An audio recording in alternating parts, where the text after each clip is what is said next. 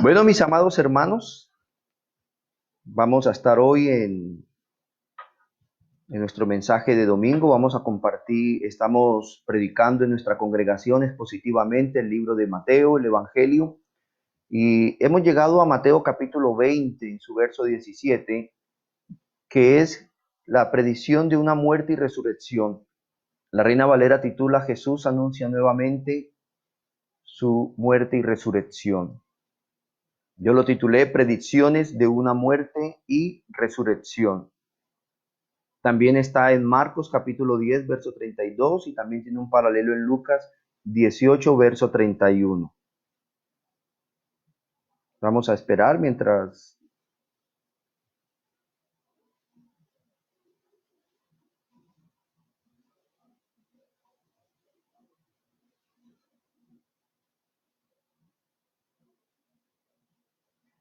Ahí está, mis amados hermanos. Entonces vamos a empezar con el tema de hoy, que titulé Predicciones de una muerte y resurrección. Mateo capítulo 20, verso 17 al 19. Vamos a hacer la lectura con mucha reverencia. La palabra de Dios dice así. Mateo capítulo 20, verso 17. Subiendo Jesús a Jerusalén, tomó a sus 12 discípulos aparte en el camino y les dijo: He aquí subimos a Jerusalén, y el Hijo del Hombre será entregado a los principales sacerdotes y a los escribas, y le condenarán a muerte, y le entregarán a los gentiles para que le escarnezcan, le azoten y le crucifiquen, mas al tercer día resucitará. Vamos a ir a nuestro estudio, hermanos. Entonces dice así este primer verso de Mateo capítulo 20, verso 17. La Reina Valera lo titula nuevamente Jesús anuncia su muerte. Dice así: subiendo a Jerusalén, tomó a sus 12 discípulos aparte en el camino y les dijo. Hermanos, aquí tenemos la tercera y última predicción de la pasión y resurrección de Cristo a sus discípulos. También la encontramos en Marcos 10:32 y Lucas 18:31. Es interesante que el texto paralelo de Lucas, a diferencia de Mateo y Marcos, en el anuncio de la muerte de Jesús, añade que se iba a cumplir la profecía acerca de él. Miremos el texto paralelo de Lucas. Cita así de la siguiente manera: nuevamente Jesús anuncia su muerte. Y dice así el paralelo de Lucas: tomando Jesús a los 12, les dijo: He aquí subimos a Jerusalén, y se cumplirán todas las cosas escritas por los profetas acerca del Hijo del Hombre. Lo que deja claro, hermanos, que su muerte no fue un accidente o un imprevisto de última hora. Estaba determinada, planeada y anunciada desde el comienzo. Vemos que la muerte de Cristo estaba anunciada en el Antiguo Testamento. Observemos lo que Cristo dice después de su resurrección a aquellos discípulos que se encuentran en el camino de Maús. Lucas capítulo 24, verso 25 y 27 dice así: entonces él les dijo: oh insensatos y tardos de corazón, para creer todo lo que los profetas han dicho. ¿No era necesario que el Cristo padeciera estas cosas y que entrara en su gloria? Y comenzando desde Moisés y siguiendo por todos los profetas, les declaraba en todas las escrituras lo que de él decía. Y también cuando aparece a los 12, después de su resurrección, dice así el verso 44. Lucas capítulo 24, verso 44 al 46. Y les dijo: estas son las palabras que os hablé estando aún con vosotros, que era necesario que se cumpliese todo lo que está escrito de mí en la ley de Moisés, en los profetas y en los salmos. Entonces les abrió el entendimiento para que comprendiesen las escrituras, y les dijo: así está escrito, y así fue necesario que el Cristo padeciese y resucitase de los muertos al tercer día. Esto, hermanos, nos permite ver o nos deja claro que la muerte de Cristo no fue un accidente de última hora, no fue un imprevisto, estaba determinada, estaba planeada desde el principio. Observemos lo que los apóstoles enseñaron posterior a la resurrección de Cristo en el libro de los Hechos de los Apóstoles. Dice así, Hechos capítulo 3, verso 18. Pero Dios ha cumplido así lo que había antes anunciado por boca de todos sus profetas, que su Cristo había de padecer. Hermanos, ahora podemos ver que la muerte y resurrección de Jesús en la cruz no fue un imprevisto de última hora, pero también que no solamente estaba anunciada, planeada y determinada desde el Antiguo Testamento, desde el inicio de la creación. Vemos que la muerte y resurrección de Cristo va más allá del Antiguo Testamento, aún más allá del inicio de los tiempos que rigen a la humanidad creada. Vamos a ver, hermanos, que la muerte de Cristo estaba determinada por el Dios Trino en su consejo eterno de redención, porque hay evidencias bíblicas de los decretos eternos de Dios. Esto quiere decir que la Biblia nos enseña que algo sucedió en el seno de la deidad antes de la creación de todas las cosas. Miremos algunos versos sobre esta verdad. Efesios capítulo 1, el verso 4 y 5 titula de esta manera.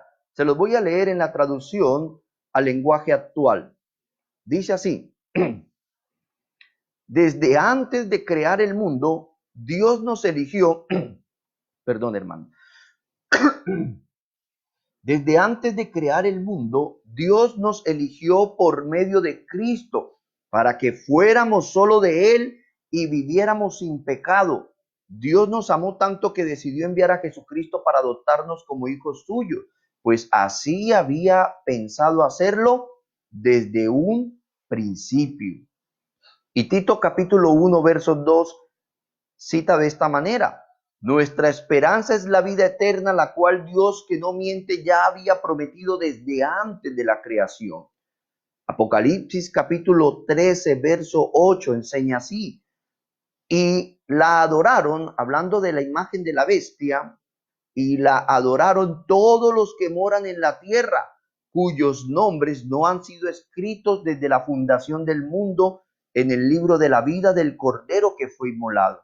Entonces vemos que la Biblia nos deja suficiente evidencia, mis amados hermanos, que algo sucedió en el seno de la deidad antes de la fundación del mundo, en la eternidad pasada. La muerte de nuestro Señor Jesucristo no fue un imprevisto de última hora, no fue algo que tomó por sorpresa a la deidad. La muerte y resurrección de Cristo estaban determinadas desde antes de la fundación del mundo. Ahora veamos, hermanos, el consejo eterno de redención, esa determinación, esos decretos eternos de Dios desde antes de la fundación del mundo en relación con la muerte y resurrección de nuestro Señor Jesús. Dice así el libro de Hechos capítulo 2 en el verso 23. Dice: a este, entregado por el determinado consejo y anticipado conocimiento de Dios, prendisteis y matasteis por mano de inicuos, crucificándole. Hermanos, refiriéndose a Jesús, los apóstoles predicando decían que él, entregado por el determinado consejo y anticipado conocimiento de Dios, ya se había determinado, ya se había planeado en un consejo eterno de redención que Cristo iba a padecer en la cruz por nuestra redención. Hechos capítulo 4, verso 27 y 28, titula de la siguiente manera: porque verdaderamente se unieron en esta ciudad contra tu santo Hijo Jesús, a quien ungiste, Herodes y Poncio Pilatos, con los gentiles y el pueblo de Israel, para hacer cuanto tu mano y tu consejo habían antes determinado que sucediera.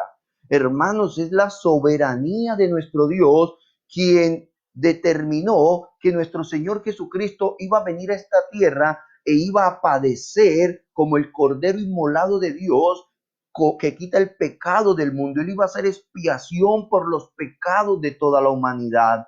Esa misma soberanía de Dios que determinó que su Hijo muriera es la misma soberanía que nos va a guardar sin caída para su encuentro, para nuestro encuentro con Dios.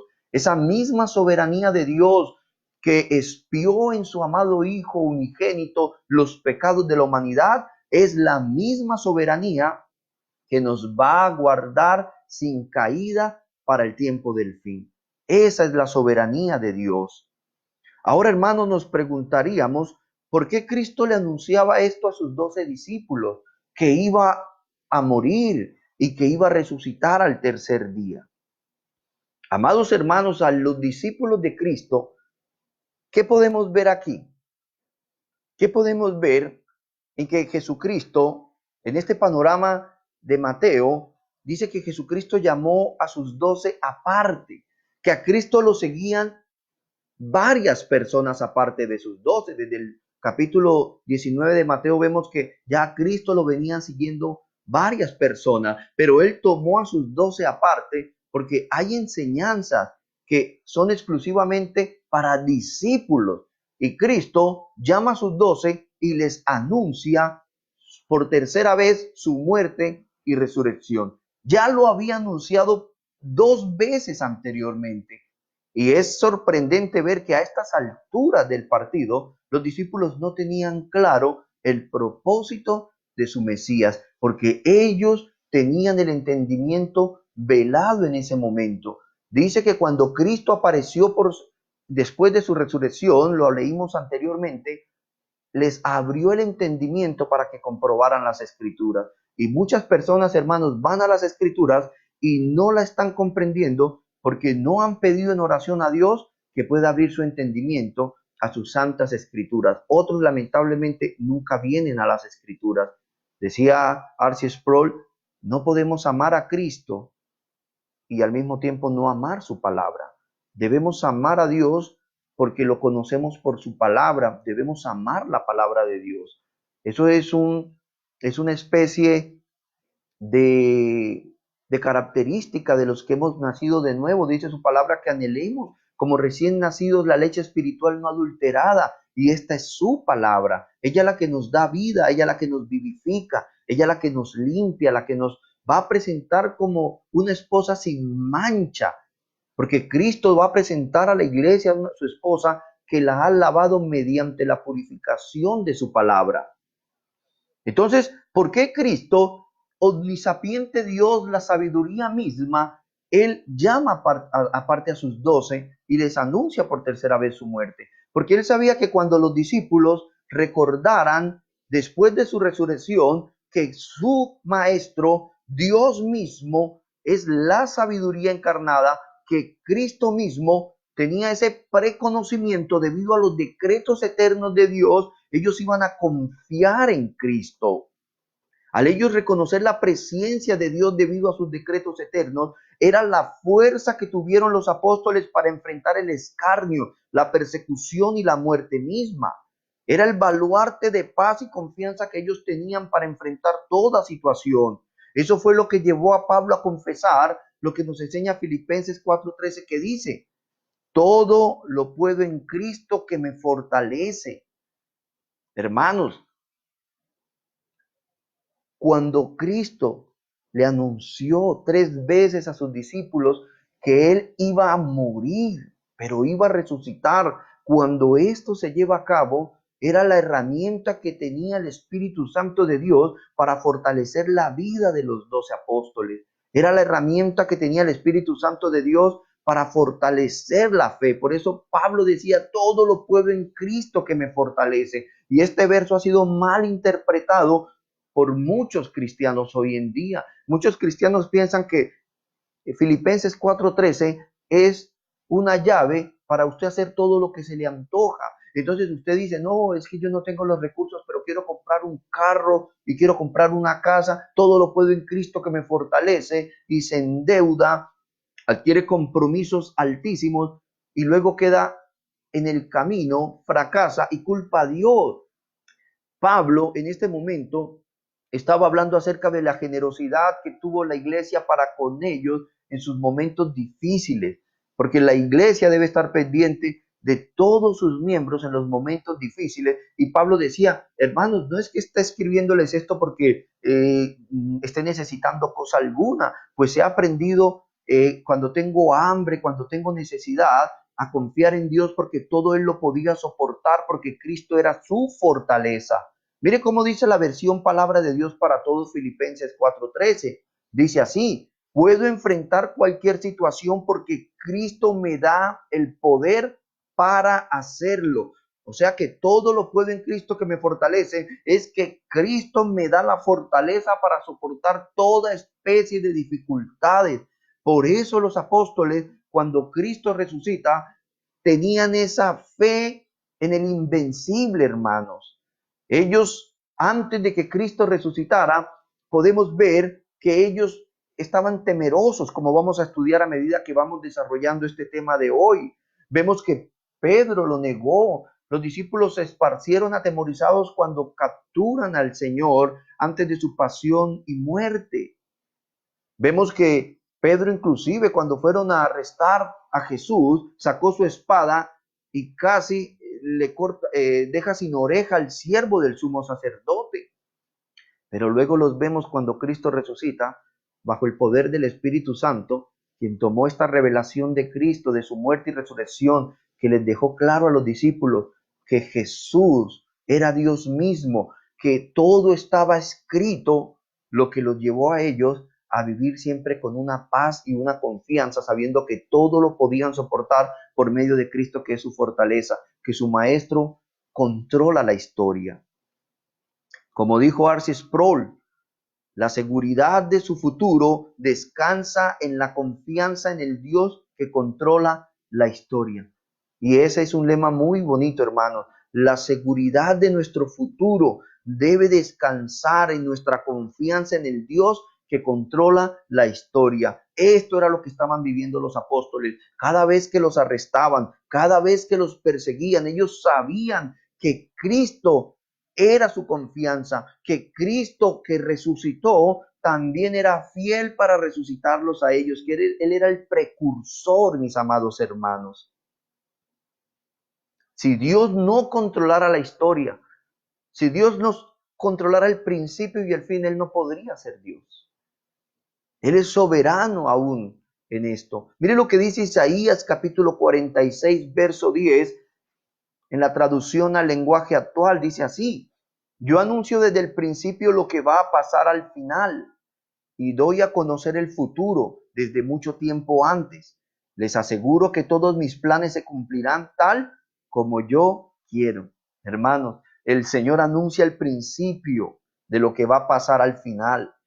Él da a conocer el futuro desde mucho tiempo antes y Él nos asegura que sus planes se cumplirán tal como Él quiere, mis amados hermanos.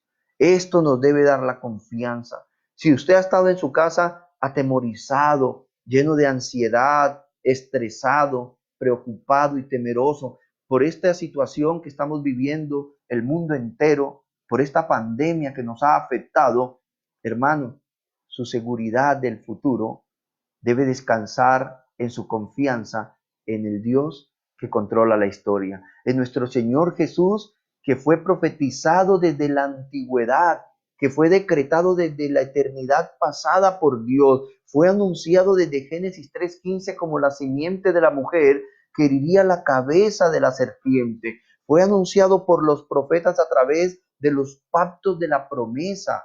Y Él vino, anunció a sus discípulos que moriría, que resucitaría. Y al ver ellos eso, esa era la confianza que ellos tenían en Dios. Y la confianza que usted y yo debemos tener en Dios, que Dios está con nosotros en la vida y en la muerte. Decía John Piper en su nuevo libro, El coronavirus y Cristo, o Cristo y el coronavirus, citaba y decía que hacía unos años atrás le habían diagnosticado cáncer de próstata y que él sentía la confianza en Dios y se venía a su mente una frase que Dios le decía: yo estoy contigo en la vida y en la muerte. Y eso le dio la confianza. Luego tuvo un tromboembolismo pulmonar y Cristo le decía: yo estoy contigo en la vida y en la muerte. Y ahora que esta pandemia amenaza a las personas de su rango de edad, de personas con sus problemas de salud, se le viene a su mente: Cristo está conmigo en la vida y en la muerte. Y esa debe ser nuestra misma confianza, amados hermanos. El Señor Jesucristo, que Él mismo anunció su muerte y resurrección, y resucitó para darnos la paz en Él, que Él está con nosotros en la vida y en la muerte. Él está con nosotros cuando nos congregamos el domingo en la iglesia o ahorita que estamos en la casa, en un aislamiento preventivo o en un aislamiento obligatorio por una epidemia que amenaza nuestras vidas. Cristo está con nosotros en la vida y en la muerte. Alabado sea el Señor, mis queridos hermanos. Mire lo que dice Proverbios capítulo 19, verso 21. El corazón humano genera muchos proyectos, pero al final prevalecen los designios del Señor. Como decía al principio, si Dios no controla la historia, si Dios no controla el principio y el fin, Él no puede ser Dios. Dice, el corazón humano genera muchos proyectos, pero al final prevalecen los designios de Dios. Otra versión dice, el consejo del Señor prevalecerá. ¿Cuántos no teníamos planes para vacaciones de Semana Santa? ¿Cuántos no teníamos planes para este mes que ha pasado? ¿Cuántos decían, tiene que pasar así?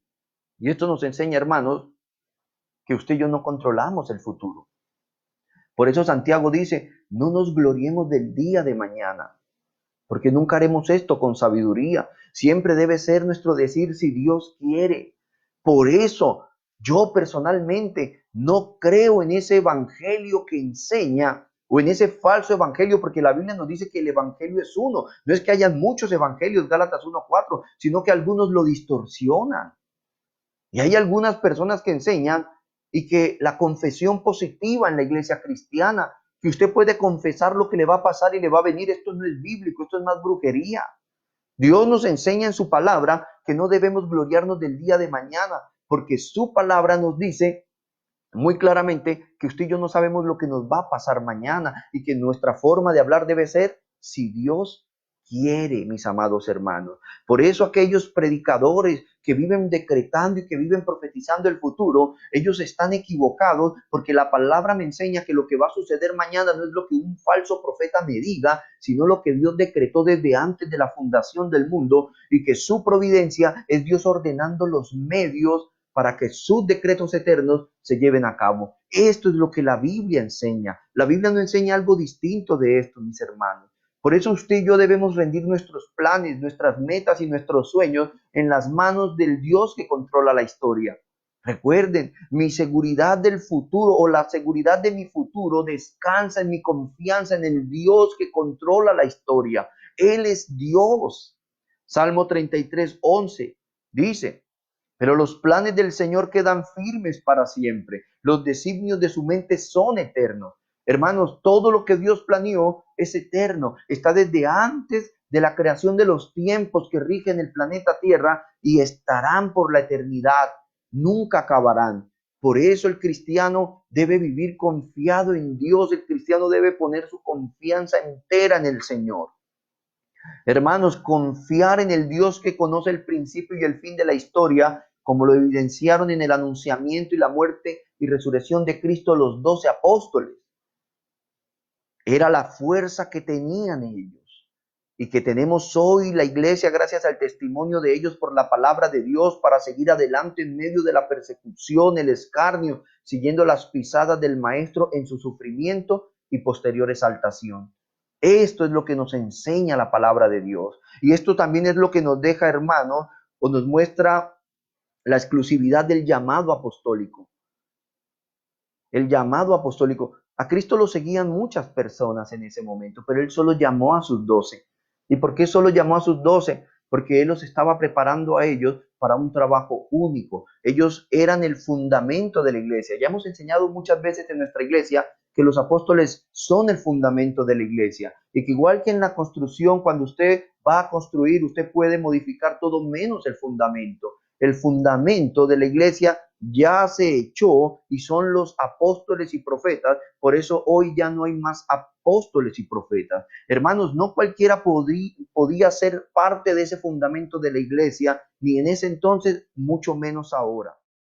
Vemos cuando la Biblia nos relata la sucesión, cuando la Biblia nos relata la elección del sucesor de Judas, aquel que traicionó a Jesús, que era de los 12 de Jesús, nos da a entender la importancia de que él apóstol verdadero en la Biblia, porque hoy ya no hay apóstoles, deben ser testigos de la vida y muerte de resurrección y resurrección de nuestro Señor Jesucristo. Mire lo que dice Hechos capítulo 1, verso del 21 al 23.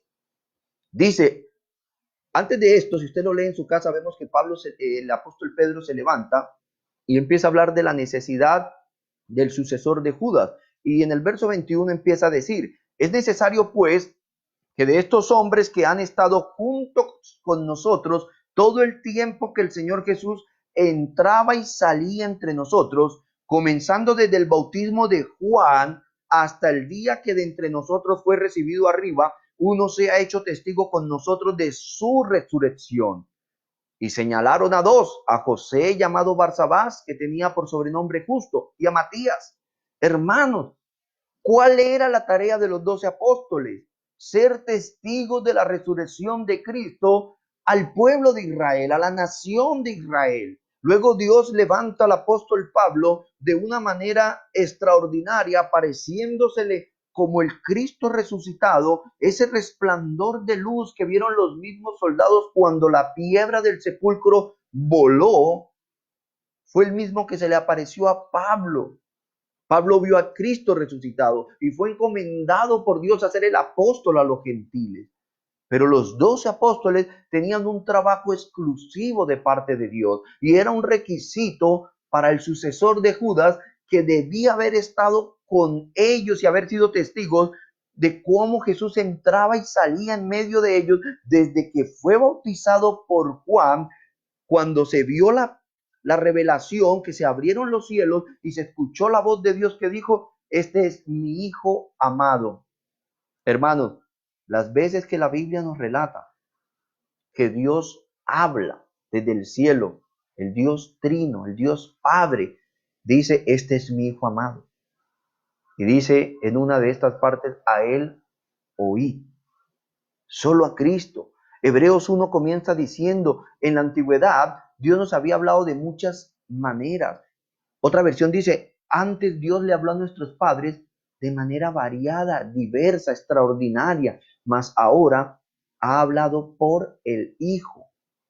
Y es a Él al que debemos oír. Cristo le enseñó personalmente a sus 12 los misterios del reino de los cielos, lo que ellos vieron que Él predicó en el Sermón del Monte, en sus parábolas, y ellos nos lo transmiten ahora. Ese es el fundamento de los apóstoles. Esa es la palabra profética más segura que decían los apóstoles que tenían, porque ellos tenían el Espíritu de Cristo. Había un conglomerado en ellos, tenían el Espíritu Santo de Dios y tenían el Espíritu de Cristo, y por eso ellos nos hablaban en nombre de Cristo. Dios estaba insuflando su palabra a través de ellos, mis queridos hermanos.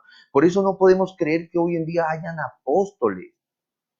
Los apóstoles deberían haber estado expuestos a la enseñanza directa de Cristo, de tal manera que ellos, hablando de los apóstoles, ellos deberían estar expuestos a la enseñanza directa de Cristo, de tal manera que hablarían lo que Cristo les había hablado de manera directa a ellos. También tenían que haber visto a Cristo desde su bautismo hasta su muerte y resurrección anunciada. Tenían que ver al Cristo resucitado, lo que les daría certeza de la vida eterna y del poder resucitador de Dios, para hablar con tal certeza que estuvieran dispuestos a morir por esta verdad, mis amados hermanos.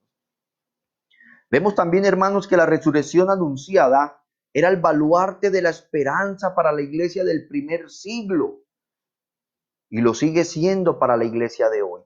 La resurrección anunciada era el baluarte de esperanza para la iglesia del primer siglo, y lo sigue siendo para la iglesia de hoy. Pablo sabía que Timoteo podría haberse tentado a avergonzarse y temer, pues él no había sido testigo presencial de Cristo.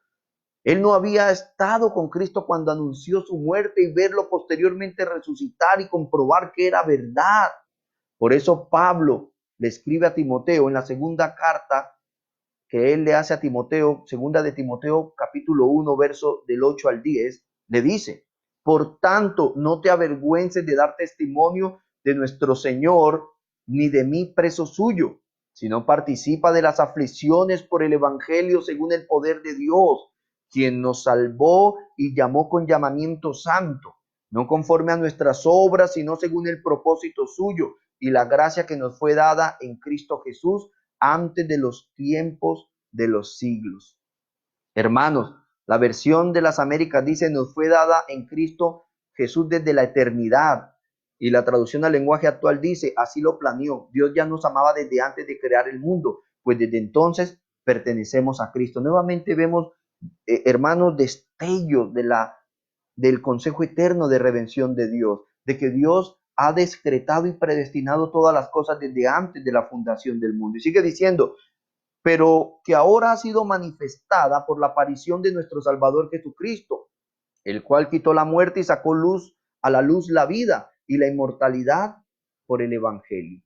Un capítulo más adelante, en 2 de Timoteo 2:8 le dice, acuérdate de Jesucristo del linaje de David, resucitado de los muertos conforme a mi Evangelio.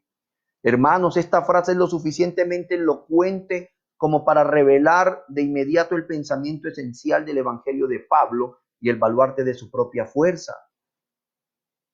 En medio de todas las confusiones, tentaciones y peligros que acechaban y rodeaban a Timoteo, Pablo le pide que recuerde la fuente de la cual obtener toda su fuerza, esa gran doctrina esencial, o mejor dicho, el gran hecho esencial de su predicación, de su fe y de su vida.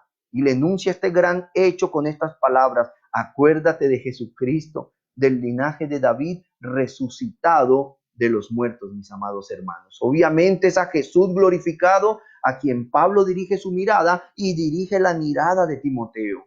O para ser más exactos, dirige su mirada al señorío regio del Jesús resucitado, a lo que atribuye la fuerza y el apoyo que recibe el cristiano. Nuestro Dios que murió y resucitó es poderoso para resucitarnos a nosotros también, mis amados hermanos. Esta fe la tenía Abraham mismo cuando dijo, iremos, subiremos, adoraremos y volveremos. Dios, desde antes de la fundación del mundo, nos había creado para vida eterna, nos había destinado para vida eterna. Él lo reveló por medio de Jesucristo, quien sacó a la luz la vida eterna. Él venció la muerte.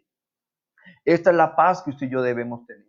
No podemos estar amedrantados en estos tiempos. No podemos permitir, hermanos, que la situación que vive el planeta hoy nos amedrante, porque esta pandemia está en las manos de Dios, como ya lo hemos estudiado antes. Dios es soberano. A Él no se le escapó ningún virus de su bolsillo.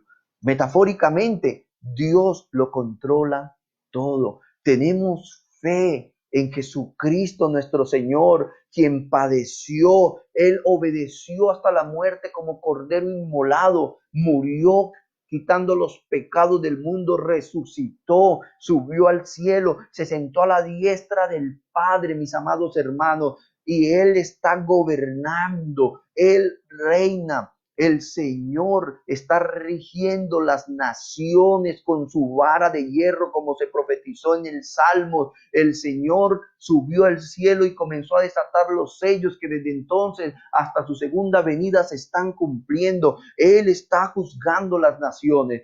Efectivamente, nosotros como iglesia también sufrimos, porque el juicio de Dios comienza primeramente por su casa. Dios también nos está disciplinando con estas pruebas para que no seamos juzgados al final con el mundo, hermanos. Dios está ejerciendo su soberana voluntad y esto nos da confianza. Nosotros podemos ver en el Antiguo Testamento cómo profetas verdaderos eran librados de la muerte y cómo profetas verdaderos llevaban el castigo y la muerte, llevaban el juicio y la muerte en esta tierra, y ambos eran importantes para Dios, porque Dios es soberano. Dios a Isaías le permitió, inclusive le ordenó casarse y tener hijos, y luego él sufrió el juicio que cayó sobre la tierra y afectó a su esposa y a sus hijos. Dios a Jeremías no le permitió tener esposas, menos hijos, para librarlo de ese dolor. Dios es soberano.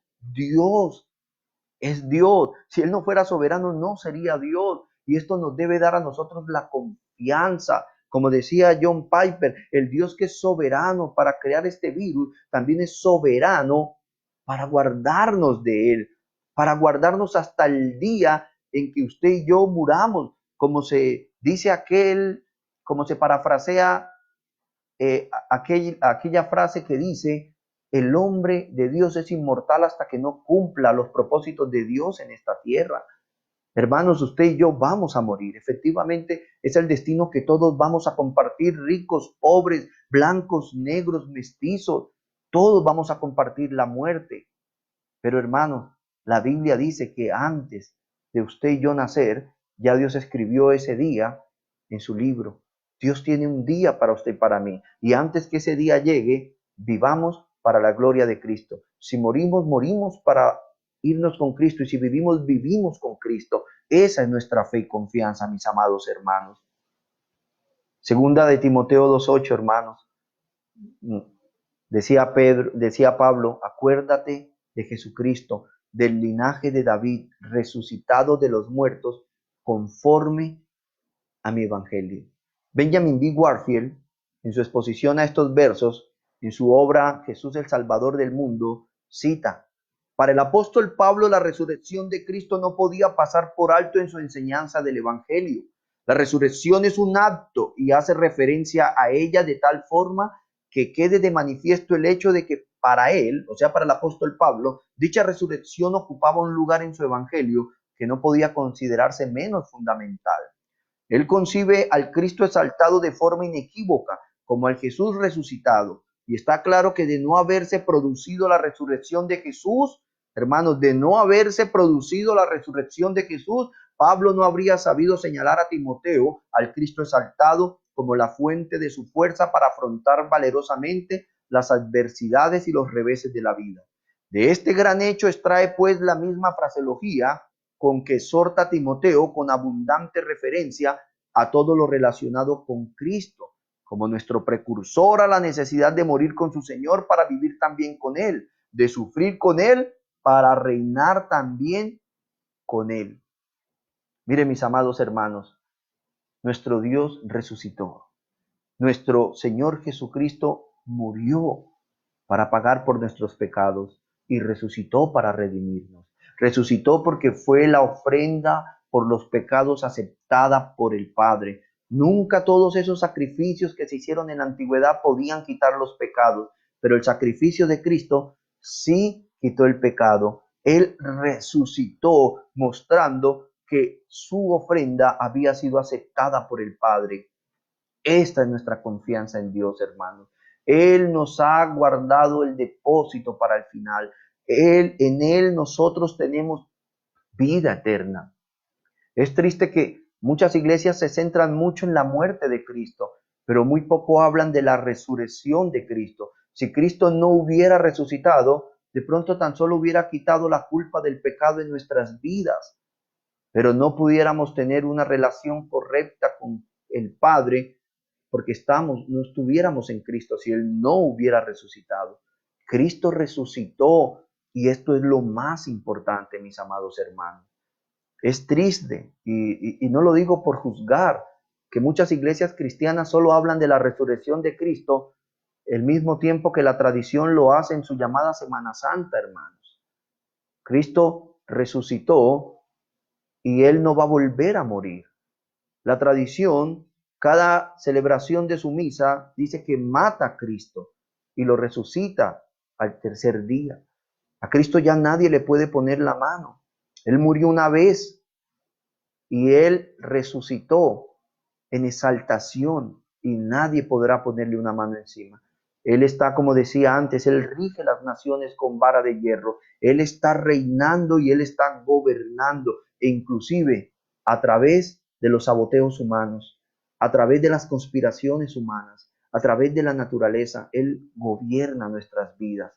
Cristo resucitó. La iglesia no debe celebrar que Cristo resucitó solo una vez al año, cuando la tradición lo hace. La iglesia de Cristo, la iglesia primitiva, celebró la resurrección de Cristo cada primer día de la semana, cada domingo. Por eso la iglesia de Cristo nos reunimos los domingos y celebramos el día del Señor el domingo, porque Él resucitó el día domingo. Él se apareció posterior a su resurrección los primeros días, cada primer día de la semana. resucitó el primer día de la semana, hizo sus apariciones en el primer día de la semana. La iglesia primitiva celebraba la cena del Señor el primer día de la semana. Cristo decidió o enseña en su palabra que el día del Señor, que la iglesia debe celebrar su resurrección, es el día domingo, mis amados hermanos. No es un día al año. Cada domingo que nos reunimos, vamos contentos a celebrar que nuestro Señor, la ofrenda por los pecados, el Cordero que quita los pecados del mundo, no quedó muerto, resucitó, su tumba está vacía y usted y yo tenemos paz para con Dios por medio de Jesucristo, que cuando usted y yo estábamos muertos en nuestros delitos y pecados, Cristo murió para reconciliarnos con el Padre. Por eso los apóstoles tenían su fe viva, tenían su confianza en que nada podía hacerles daño porque Cristo resucitó y Él era poderoso también para guardar el depósito de ellos. Ahora, hermanos, miremos, todavía estamos en el primer verso del anunciamiento de la muerte de Jesús, el paralelo de Marcos. Vimos ya el paralelo de Lucas. Y el texto paralelo de Marcos, a diferencia de Mateo y Lucas, añade que los discípulos estaban asombrados y llenos de miedo. Miremos el texto paralelo de Marcos en su parte A nomás. Dice así, la Nueva Versión Internacional titula Jesús predice de nuevo su muerte. Dice así, iban de camino subiendo a Jerusalén y Jesús se les adelantó. Los discípulos estaban asombrados, y esta palabra asombrados es dejar atónitos o asombrados de angustia. Los discípulos estaban asombrados y los otros que venían detrás tenían miedo. Hermanos, vemos que los que pertenecían al círculo más íntimo del Señor, sus 12, estaban asombrados. En el original, esta palabra es dejar atónitos. Estaban asombrados de angustia, tenían una angustia existencial. Y su círculo más amplio, las personas que venían tras de ellos, tenían miedo, tenían pavor. Y hermanos, nos preguntamos, ¿de qué miedo? Los que a la vista de Juan, el apóstol Juan, cuando escribió el Evangelio de Juan, a la vista de Juan, la consternación y alarma de ellos es explicable. Ir a Jerusalén en compañía de Jesús significaba peligro de muerte. Mire lo que dice Juan capítulo 11, verso 8. Dice, le dijeron los discípulos, Rabí, ahora procuraban los judíos apedrearte, ¿y otra vez vas allá? Ellos sabían que a Cristo querían prenderlo para matarlo. Juan capítulo 11, versos 15 y 16. En la traducción al lenguaje actual lo cita así. Y me alegro de no haber estado allí porque ustedes tendrían oportunidad de confiar en mí. Se está hablando cuando Lázaro murió. Dice, vayamos a donde está él. Entonces Tomás, al que llamaban el gemelo, le dijo a los otros discípulos, vayamos también nosotros para morir con Jesús. Hermanos, entonces el apóstol Juan, el Evangelio según Juan, nos deja claro que este asombro de angustia, este miedo que tenían los que iban siguiendo a Cristo, era entendible. Ahora, Mateo y Lucas no lo citan, pero Marcos sí lo cita. Y al Marcos citar este estado de ánimo en los discípulos, desea que nos detengamos un poco para considerar la seriedad de la situación, la forma determinada en que Jesús se dirige al lugar de su ejecución. El verso siguiente de Mateo capítulo 20, verso 18, nos deja ver lo lógico que era este temor. Ya Jesús llamó a sus 12 aparte y les dice, he aquí subimos a Jerusalén, y el Hijo del Hombre será entregado a los principales sacerdotes y a los escribas, y le condenarán a muerte. Yo creo que se asustaron más. Hermanos, dice, subían a Jerusalén. Lo que demuestra que geográficamente ellos tenían que estar pasando por Jericó, subiendo a Jerusalén.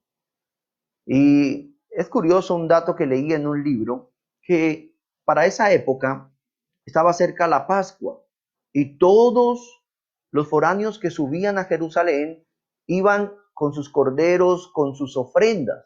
Los discípulos de Cristo no llevaban nada, pero sí llevaban.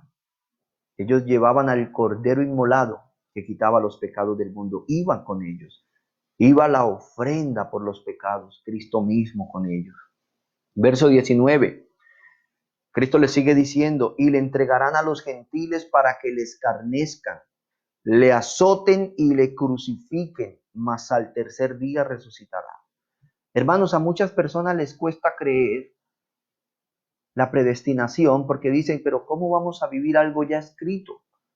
Jesucristo sabía todo y él obedeció hasta la muerte. Esa fue su obediencia, su sumisión a Dios. Él sabía que los principales sacerdotes y los escribas lo iban a entregar a muerte, que lo iban a entregar a los gentiles para que le escarnezcan, le azoten y le crucifiquen, mas al tercer día resucitar. Él lo sabía y él se sometió. Esa es nuestra confianza, que Dios es justo y que Dios todo lo obra para el bien de los que lo amamos.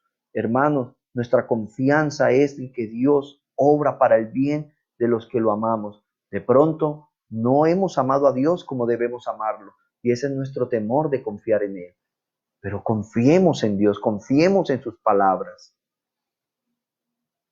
Cristo, hermano, vemos que no solo anunció su muerte, sino que Él también anunció quiénes iban a ser los participantes de esa ejecución. Él también enseñó quiénes eran los cómplices, quiénes eran esas concurrencias que iban a participar providencialmente en que el decreto eterno de Dios se cumpliera al darle muerte al unigénito Hijo de Dios para que muriera y resucitara para sus elegidos. También los apóstoles lo confirmaron y lo ampliaron. Hechos 4, 27 y 28 nos enseñan. Porque verdaderamente se unieron en esta ciudad contra tu santo Hijo Jesús, a quien ungiste, Herodes, Poncio Pilatos, con los gentiles y el pueblo de Israel.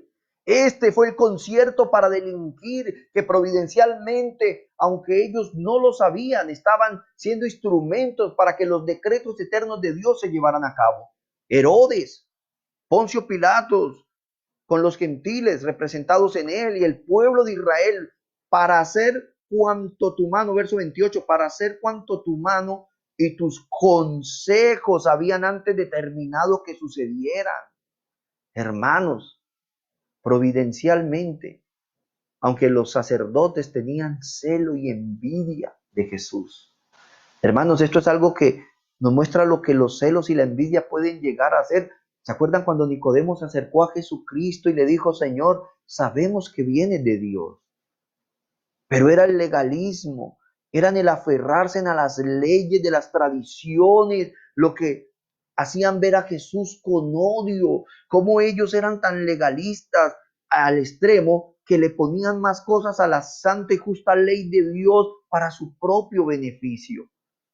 Y así hoy a menor escala podemos caer muchos de nosotros, creyendo que solo Dios, creyendo que podemos ayudarle a Dios, adoptando prácticas de legalismo, de ascetismo, infringiéndonos a nosotros mismos dolor y sufrimiento, abnegación. Esto no nos va a hacer más acepto ante los ojos de Dios, porque ya usted fue aceptado por Dios desde antes de la fundación del mundo. Cuando Cristo muere y resucita, creemos en Él y somos traídos por el Padre a Él. Usted y yo estamos en Cristo y hemos sido aceptados por el Padre por Cristo, mis amados hermanos. Los fariseos y los escribas legalistamente aborrecían a Cristo. Ellos movían cielo y tierra para entregar a Cristo a los gentiles representados en el imperio romano para que lo mataran, ya que su ley no les permitía darle muerte a un judío. Ellos, amados hermanos, no sabían que estaban siendo un instrumento de Dios. Y a veces me pongo a pensar cómo sería el rostro de Caifás cuando murió, el rostro de Pilatos cuando murió, el rostro de Herodes cuando murió, y es presentado frente a ese trono del que lo juzga todo, y ver su mirada. Hermanos, confiemos en Cristo. Él murió y resucitó por usted y por mí. Y esto es el baluarte donde nosotros descansamos y nos apoyamos. Nuestra confianza está toda en la persona de Jesucristo, nuestro Señor y Salvador. Entonces, hermanos, vemos ahí que participó, decían los apóstoles, la nación de Israel. La nación de Israel participó en la muerte de Jesús.